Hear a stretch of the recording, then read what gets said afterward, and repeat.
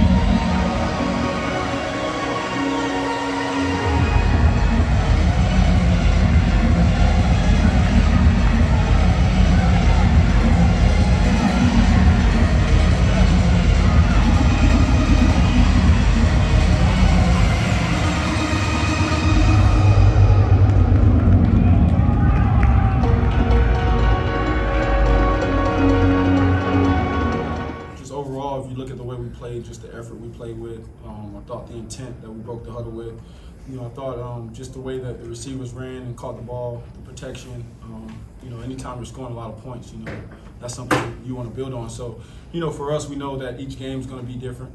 Every game's a different game.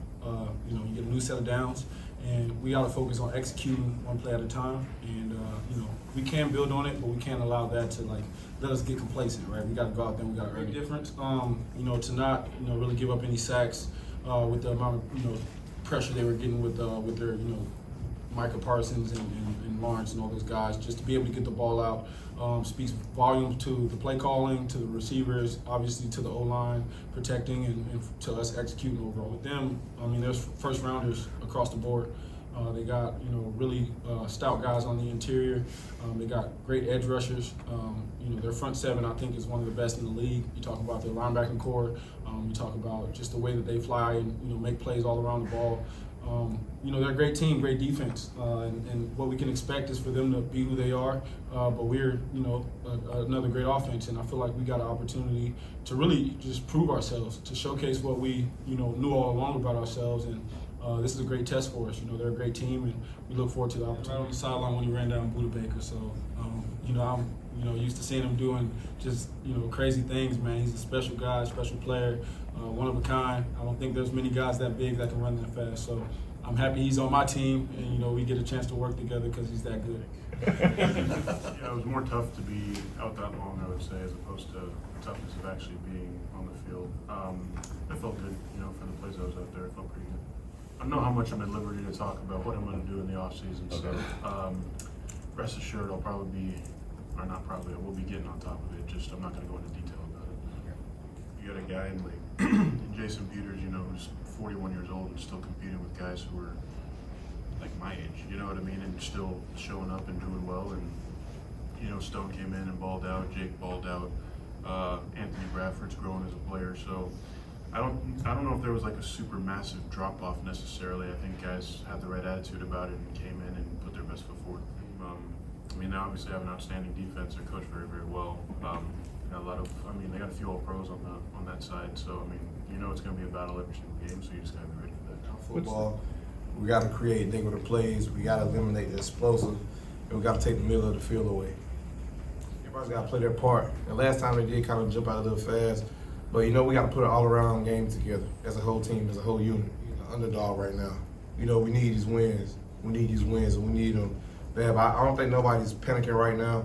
We're all focused. We're all locked in on what we need to do, and we know we need to win. The underdog mentality, we can use that, whatever type of inspiration somebody would need, that's fine. But right now we need to win, and we need to play a whole complete game as a whole team. What's the balance between being aggressive and yet being patient? I think you hit it right there. Is just having that aggressive mindset, but having the patience within the game to let the game come to you. So, you know, not being overly aggressive in situations where it doesn't call for it. You know, if the look doesn't play out, the exact way to present the deep shot, taking a check down, finding completion, staying efficient on first and second down. Something we know coming out of the first game against those guys this year that we can improve upon and do a better job of. All right. So there you go. So you heard you saw the B-roll. You heard from Geno Smith. You heard from Shane Waldron. I think, you know, just in terms of what the offense has to do to be productive against the San Francisco 49ers. Now, the team is coming off, you know, a pretty good performance against the Cowboys. They didn't win the game, and their fourth down was really not what they wanted to be. They didn't convert any fourth down attempts. They're going to have to do all of that against the 49ers. So, you know what? The Seahawks are a 10-9 to 10-point underdog. They have to play their most complete game, and they have to be patient. And yet, I like what Shane Waldron said, they also have to be aggressive. From the VMAC in Renton, I'm Asvita Maria for the CascadiaSports.net report.